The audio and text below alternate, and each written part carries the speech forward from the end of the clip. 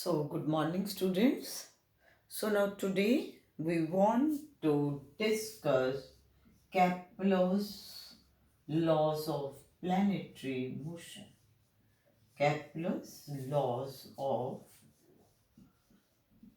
planetary motion. So, now we want to discuss the motion of a planet around sun.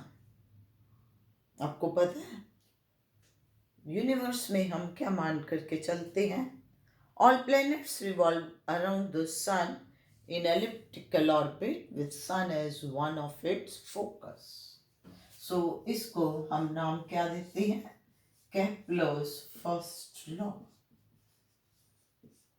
तो Kepler first law में क्या कहते हैं हम? It states that all planets revolve around sun in an elliptical orbit with sun as one of its focus.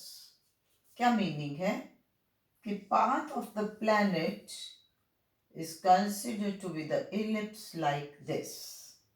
So in this ellipse we consider this is the one of the focus. क्यों कह रहे हैं? Because this is focus and this is also. तो इसमें ये जो path है, this path, this is the path of the planet. तो किसी भी मूवमेंट पे we are considering, let us say this is the position of the planet और ये जो फोकस है यहाँ पर क्या प्रेजेंट है? This is the position of the sun. यहाँ पर फोकस पे पोजीशन ऑफ सन. तो इस तरीके से प्लैनेट जो है ये रिवॉल्व कर रहा है. So first law, it states that all planets revolve around sun in elliptical orbits with sun as one of its focus. Second, Kepler's laws. फिर हम डिटेल में डिस्कस करेंगे Kepler's second law. ये क्या कहता है? It states that line joining the position of sun and planet. So this is the line joining the position of sun and planet. Line joining position of sun and planet sweeps out equal areas in equal time intervals. तो इसमें क्या कहा गया कि line joining position of sun and planet sweeps out equal areas in equal time intervals. अब आप देखिए इसका क्या मीनिंग है. सपोज कर लो कि आपने पी इनिशियल पोजीशन प्लैनेट की यहां पर ली थी, ठीक है? तो एक सेकेंड का आप टाइम मान लो, एक पर्टिकुलर टाइम इंटरवल ले रहे हो. Let's say you are taking time interval of 1 minute. तो आपके पास जो सन ये प्लैनेट है यहां पर पहुंच गया at this very position P dash. तो उसने कितना एरिया ट्रैवर्स कर लिया? ये. अब दूसरी जगह पर मान लीजिए कि प्लैनेट यहां पर है. So this will be the line joining the position of sun and planet. तो अब 1 मिनट में वो कितना एरिया कवर करेगा? सेम जो यहां पर था. तो naturally now the position will be here. इसमें मैंने क्या देखा है कि ये देखो बच्चे, this is the line joining position of sun and planet. तो एरिया उसने एक जितना ट्रेवल करना है इक्वल टाइम इंटरवल में. 1 मिनट में यहां वो P से P डैश यहां पहुंच गई, कितना ज्यादा लीनियर डिस्टेंस कवर कर गया. और यहां पर लीनियर डिस्टेंस कम हो गया क्योंकि ये डिस्टेंस दूर था, तो एरिया सेम लेना है ना. तो इसका मतलब जब हम कैप्लर सेकेंड लॉ में कह रहे हैं, it states that line joining position of sun and planet sweeps out equal areas in equal time intervals. It means that aerial velocity of a planet is constant. तो इसका क्या meaning है? Aerial velocity of planet is constant. dA by dt. This is constant. अब इसमें अगर आप ध्यान से देखिए तो यहां से ये क्लियर हो रहा है कि linear velocity of planet in this case is not constant, वो कांस्टेंट नहीं है। अब क्यों कांस्टेंट नहीं है, कहां पर ज्यादा है कहां पर कम आएगी, तो अब आप उसके लिए क्या कहते हो, अब अगला हम इसमें ये नोट दे देते हैं, linear velocity of planet is not constant. It will be maximum at perigee and minimum at apogee. मतलब इसका क्या मतलब है, इसका मतलब है बेटे, perigee means the point nearest to the sun. perigee क्या है बेटा, position of planet nearest to sun, position of planet nearest to sun, और फिर ऑब्वियसली एपीजी क्या बन जाएगा, position of the planet farthest from the sun, सबसे नजदीक पोजीशन जो है वहां पर हम कह रहे हैं कि velocity of the planet will be maximum. और अगर हम पोजीशन प्लैनेट की ले रहे हैं फारदेस्ट फ्रॉम द सन, तो वहां पर हम कह रहे हैं velocity of the planet will be minimum. अब ये जो हम कह रहे हैं वी आर नॉट क्रैमिंग, अब इस चीज को हम किस तरीके से जस्टिफाई करेंगे, how we will justify this point. कौन सा पॉइंट बेटा, कि भाई जो वेलोसिटी है लीनियर वेलोसिटी प्लैनेट की कांस्टेंट नहीं है। इसके लिए आप ये देखिए कि कौन सी फोर्स एक्ट कर रही है बेटा, हियर ग्रेविटेशनल फोर्स। कौन सी फोर्स एग्जिस्ट कर रही है, ग्रेविटेशनल फोर्स। किस किस के बीच में है gravitational force, between sun and planet.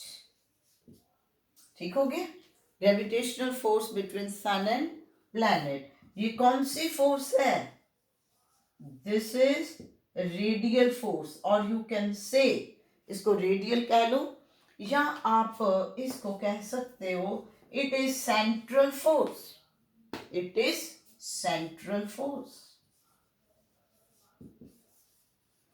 ये देखो कि अगर बेटा आप इस तरीके से ले रहे हो, here is the position of sun, here is the position of planet, तो ये क्या है, ग्रेविटेशनल फोर्स की direction, gravitational force is acting along this very line, है ना। और अब आर जो डिस्टेंस है इनके बीच में वो भी इसी लाइन पे है, सेंट्रल फोर्स का मीनिंग ये है। सो एफ अब आपने ली, अब आर भी जो है, अब आप मान लो कि प्लैनेट के ऊपर फोर्स की बात कर रहे हो तो इनवर्ड आएगी, तो जो आर है इसमें position vector that is also inward. तो torque acting on the planet, ये क्या है, torque acting on the planet due to, किसकी वजह से, ड्यू टू ग्रेविटेशनल फोर्स, क्योंकि बेटा यहां पर और कोई फोर्स तो है नहीं, तो ये जो ग्रेविटेशनल फोर्स है हम ये देखना चाह रहे हैं उसकी वजह से कितनी टॉर्क प्रोड्यूस होगी, तो the expression of torque is are cross F. So when you want to get the magnitude r F, angle between the two is 0 degree, तो this comes out to be 0।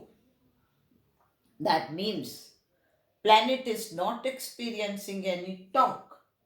ठीक हो गया, अब उसके बाद क्या है, torque is equal to dl by dt, that is equal to 0, it means L is constant।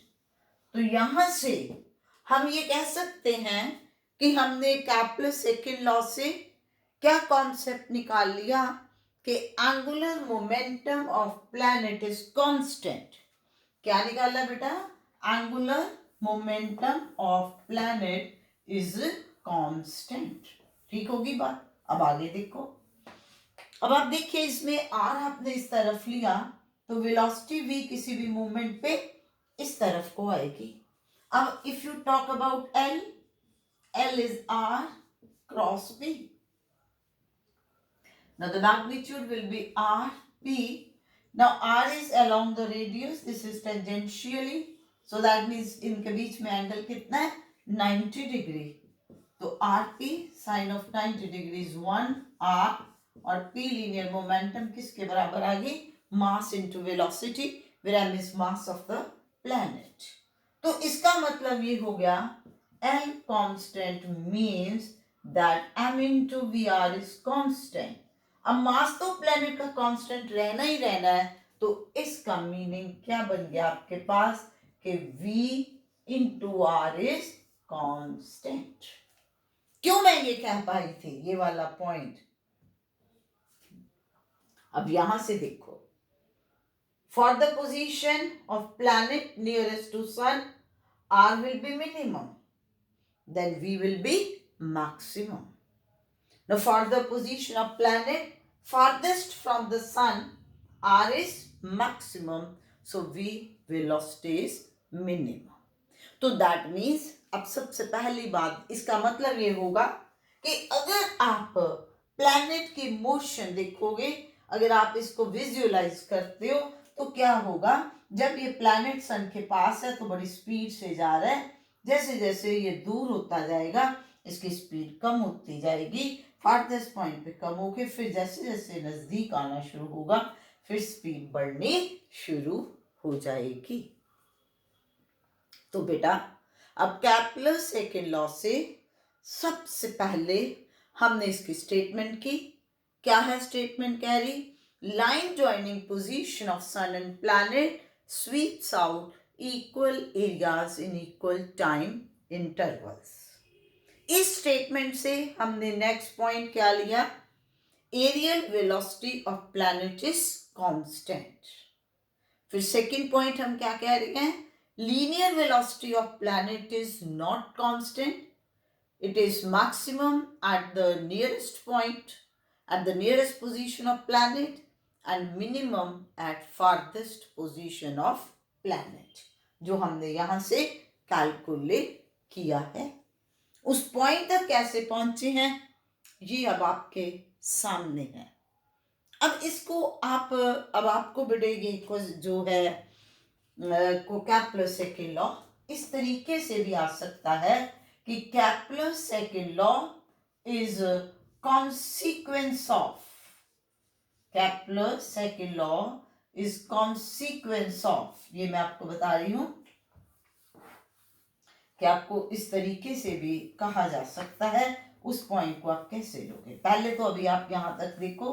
अब एक चीज याद रखनी है बेटा कि no torque is produced due to gravitational force. Gravitational force की वजह से अब कोई भी दो बॉडीज जो कंसिडर कर रहे हो तो बेटा उनके बीच में ग्रेविटेशनल फोर्स जो आनी है it is always central force. तो हमेशा सेंट्रल फोर्स होने की वजह से इसमें टॉर्क क्या बनेगी? जीरो। सो हमेशा जब भी हो तो हम हमेशा याद रखना है कि no torque is produced due to gravitational force.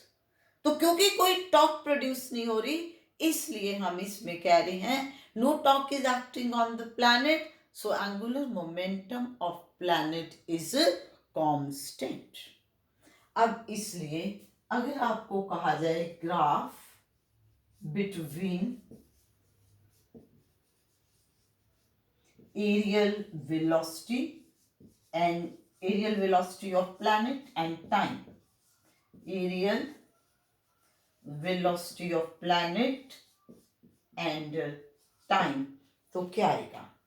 हाँ जी बनाइए और बना के दिखाइए कि ये किस तरह का ग्राफ जो है आपके पास बनेगा।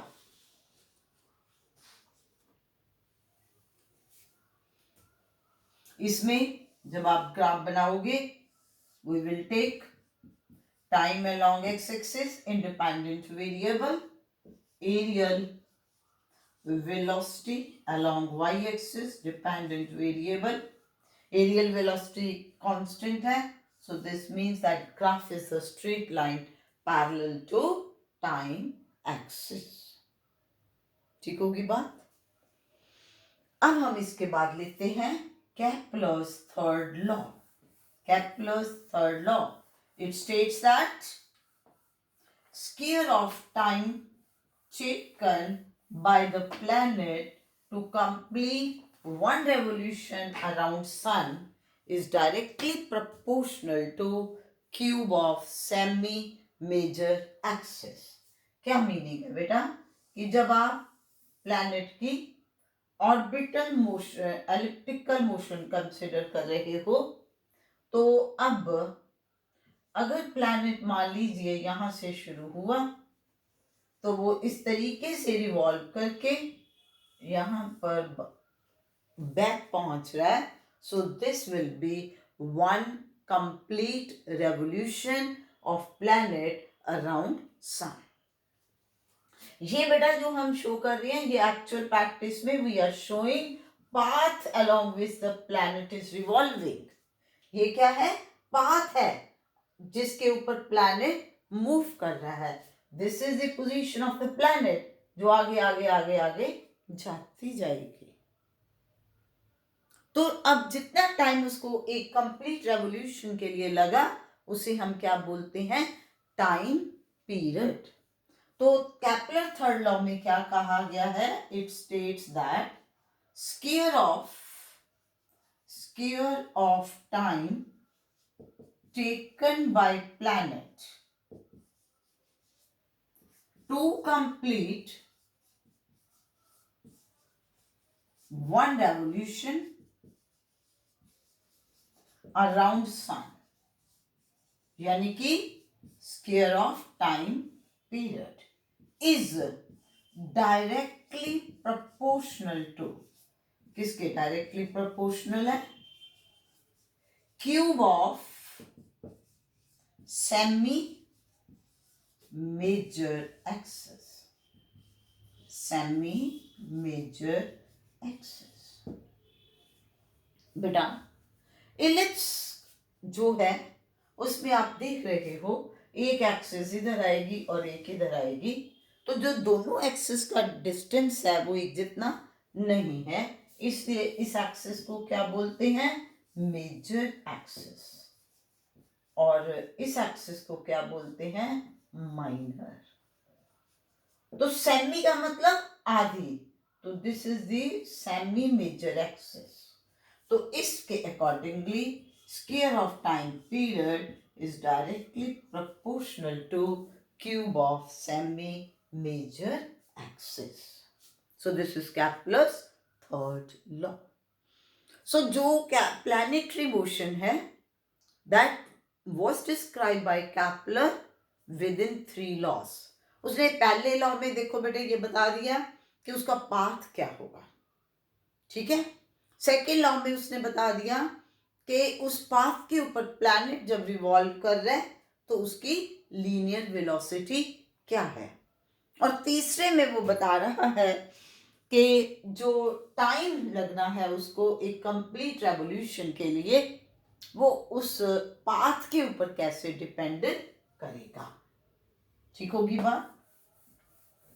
अब इसके बाद है कि आपसे ये कहा जा सकता है कि how can you derive Kepler's third law from Newton's law of gravitation.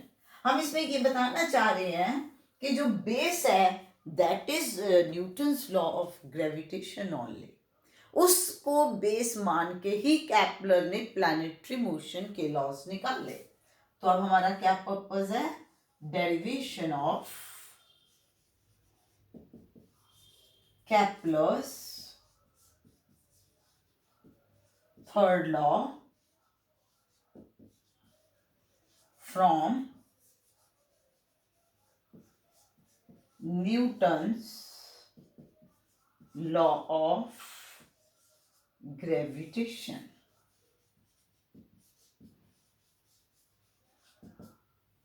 अब हम जब इसमें काम शुरू करते हैं बेटा, तो सबसे पहले हम इसमें क्या कहते हैं, सबसे पहले जब हम इसमें काम शुरू करते हैं तो मान लीजिए हम इसमें ये मान के चलते हैं कि जो इलिप्स है उसके मेजर एक्सिस और माइनर एक्सिस एक जितनी है। अब आप मानिए, you imagine an ellipse whose major axis is equal to minor axis, तो ये बेटे क्या बन जाएगा, ये स्क्वायर बन जाएगा।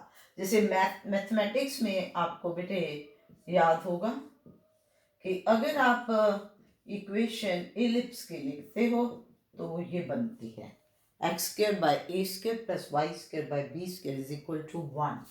अब अगर हम इसमें ए को बी के इक्वलेंट मान लेते हैं तो x square plus y square is equal to a square, तो ये किसकी इक्वेशन हो जाती है, सर्कल की।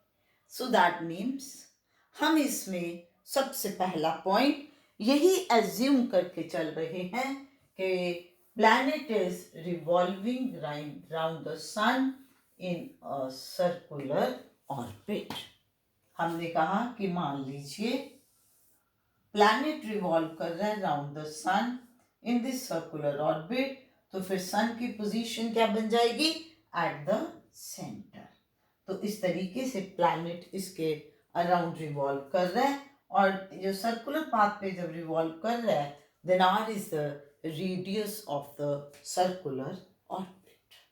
और किसी भी मूवमेंट पे जो इसकी लीनियर वेलोसिटी है that is v which is acting tangentially। अब इसमें क्या है, ग्रेविटेशन फोर्स ऑफ अट्रैक्शन। अगर आप स्मॉल m मास ले रहे हो प्लैनेट का, कैपिटल M मास ले रहे हो सन का, तो according to Newton's law of gravitation F gravitation force is equal to Gmm by r square. ठीक हो गया ना, ये फोर्स एक्ट कर रही है, और ये फोर्स हम लिख पाए हैं according to Newton's law of gravitation. अब उसके बाद सेकेंड पॉइंट हम कह रहे हैं कि as we are considering that planet is revolving around sun along the circular path, then centripetal force is required. कि अगर हम ये कह रहे हैं कि भाई इस तरीके से प्लैनेट v वेलोसिटी के साथ सर्कुलर पाथ पे मूव कर रहा है जिसका रेडियस r है, तो उसको कितने सेंट्रिपिटल फोर्स की जरूरत है, that is mv square by r। Now this centripetal force is supplied by gravitational force. So इसका मतलब mv square by r is equal to Gmm by r square. So that means v square is equal to Gm by r। ठीक हो गया। अब उसके बाद हम ये कहते हैं कि भाई v वेलोसिटी कैसे निकाल सकते हैं, if you are considering t as the time period, time taken by planet to complete one revolution, then what will be v? V will be total distance traveled, that is circumference of the circle divided by time period। तो इसका मतलब अगर मैं यहाँ ये value डाल दूँ, put कर दूँ, तो 2 pi r by t का whole square is gm by r, और you can say 4 pi square r square by t square is gm by r। सो इसका मतलब क्या बनेगा, 4 pi square r cube is equal to gm into t square। ठीक है, और you can से t square is equal to 4 pi square upon gm into r cube।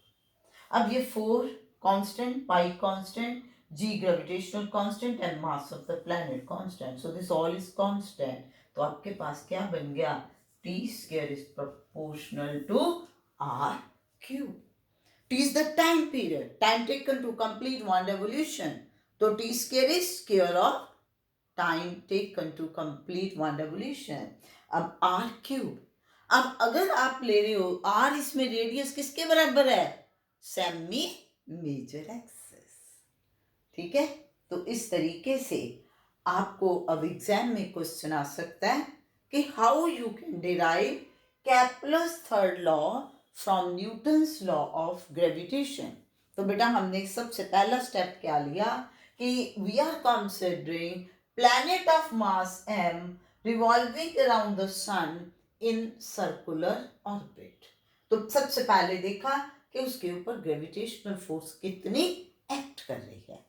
Second देखा कि अगर वो सर्कुलर पाथ पे मूव कर रहे हैं तो सेंट्रीपिटल फोर्स की जरूरत है. अब वो सेंट्रीपिटल फोर्स कौन प्रोवाइड कर रहा है? Gravitational force. तो वहां से हम ये फॉर्मूला निकाल पाए. अब हमने टाइम पीरियड के हिसाब से लेना है, तो अब हम कहते हैं कि v velocity at any moment can be calculated according to this expression. तो उसकी वैल्यू पुट की तो आप ये बताने में कामयाब हो गए. तो इस तरीके से आप इसमें ये डिराइव कर सकते हो.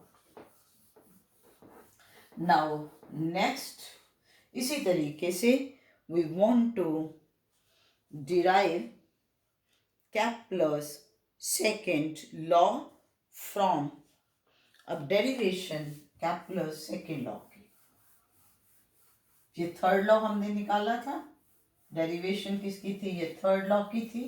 Now we want to derive Kepler's second law again from किससे? From Newton's law of gravitation. अब सेकेंड लॉ तक कैसे पहुंचेंगे? Derivation of Kepler's second law from Newton's law of gravitation. तो इसके लिए बेटा आप देखिए, हम इसमें एलिप्टिकल पाथ ही ले लिखते हैं. We are considering like this. ठीक हो गया. तो अब हम इसमें किसी भी मोमेंट पे ये ले रहे हैं पोजीशन सन की और ये प्लैनेट की. तो ये बेटे आर पोजीशन वेक्टर आपके पास बन गया. ठीक है.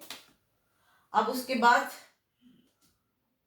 मान लीजिए यूं आ रहे हैं, तो दिस इज पी डैश.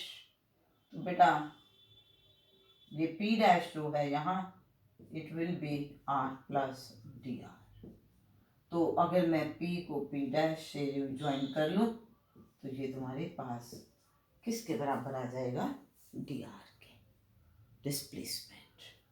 मतलब ये बेटे मैंने ये लिया, सबसे पहली बात कि P जो है किसी भी मोमेंट पे पोजीशन है प्लैनेट.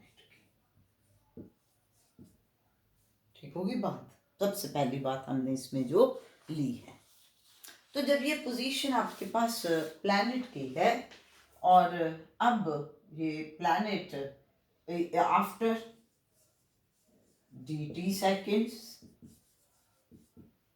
प्लैनेट की पोजीशन P से कहाँ पहुंच गई? P डैश के ऊपर. तो linear displacement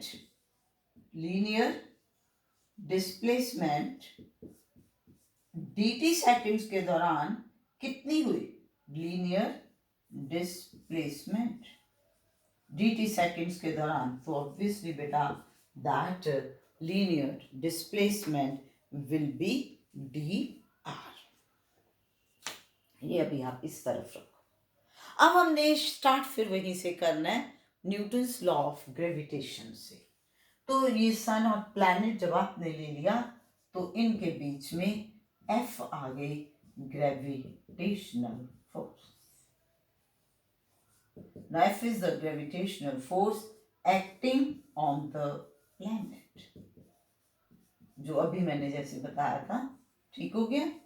So now torque acting on the planet is R cross F, that is RF, sine of 0 degree. Sine 0 degree is 0. So this comes out to be 0. So that means, okay, according to this Newton's law of gravitation, no torque is experienced by the planet. It means that dl by dt is 0, therefore L is constant. तो यहाँ तक जैसे मैंने आपको previous article में भी बताया था, तो ये आपके पास आ गया. अब बेटा हमने इसमें ये लेना है कि dA कितना है, area traversed during dt seconds. dA आपको याद है, ये आपके पास एक ट्राइंगल बन गया, तो एरिया क्या होगा, area of the triangle is half of cross product. अगर मैं सिर्फ मैग्नीट्यूड देखना चाह रही हूं तो r cross dr. So magnitude देखनी, इसलिए मैंने मॉडुलस ले लिया. तो that means what is this, half r cross. अब मैंने पहले कहा है कि ये v वेलोसिटी से जा रहा है d से में, तो dr will be v into dt. तो इसका मतलब बेटा what will be dA by dt, half of r cross b. अब ये क्या बनेगा, r b sine of 90 degree. Sine 90 degree है ना ये. So that means you are getting, बेटा ये क्या आ गया आपके पास, dA by dt is half of r into v. तो मैं इसको अगर ऐसे लिख लूं, एम वी आर लिख सकते हैं ना. अब एम वी आर क्या है, this is L, so it is L upon 2m. तो आपके पास बन गया L upon 2m is equal to dA by dt. कि areal velocity of planet is given by 1 upon 2m. Small m is mass of the planet and L is angular momentum of planet. तो हमने अभी अभी किया है कि angular momentum of planet is constant, mass of the planet is constant, therefore aerial velocity of planet is constant. अब मेरी बात एक बार फिर ध्यान से देखिए कि आर्टिकल आपका क्या है कि आपने केपलर सेकेंड लॉ डिराइव करना है from Newton's law of gravitation. तो इसके लिए बच्चे हमारा start Newton law of gravitation से होगा, जिसके अकॉर्डिंगली हम ये कहेंगे कि F gravitational force is central force. उसके हिसाब से हमने कैलकुलेट की torque acting on the planet, जो 0 आ गई. Now torque is dl by dt. तो यहां से हमने ये नोटिस कर लिया कि orbital angular momentum of planet is constant. ठीक है, अब हम दूसरी तरफ चले. दूसरी तरफ क्या कि अब हम प्लैनेट के मोशन कंसिडर कर रहे हैं. तो इसमें हम कह रहे हैं कि p is the initial position of the planet. After dt seconds planet reaches to this position. देखो मर्जी है, इधर को ले जाओ, इधर को ले जाओ, दैट हार्डली मैटर्स. तो आपके पास ये r है, ये r प्लस dr है. तो आपके पास ये एरिया कितना आया, dA, that will be half of r cross dr. याद है हम कहते हैं if a and b are the two vectors represented by two sides of the triangle, then area of triangle is half of cross product of the two vectors. तो वो point ले लिया. अब dr क्या है, displacement during time interval of dt seconds.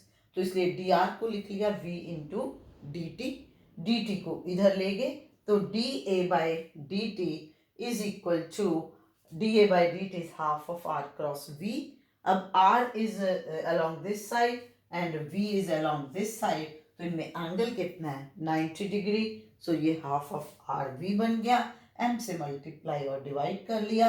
M v r is L angular momentum, तो हमारे पास बन गया dA/dt is L/2m, which indicates that aerial velocity of planet is constant. तो हमने इस वीडियो में कैप्लस के तीनों लॉस डिस्कस किए हैं. कैसे, पहले हमने उनकी स्टेटमेंट ली, उन्हें डिस्कस किया, और उसके बाद हमने इसमें ये देखा है कि ये लॉ कहाँ से आए हैं. जो बेसिक ओरिजिन क्या है, that is Newton law of gravitation. तो हमने डिराइव किया Kepler second law as well as third law from Newton's law of gravitation, right. So please इस वीडियो को ध्यान से देखिए, समझिए, अंडरस्टैंड करिए, तो आपको प्लैनेटरी मोशन का सारा आइडिया हो जाएगा. So thanks a lot. Thank you.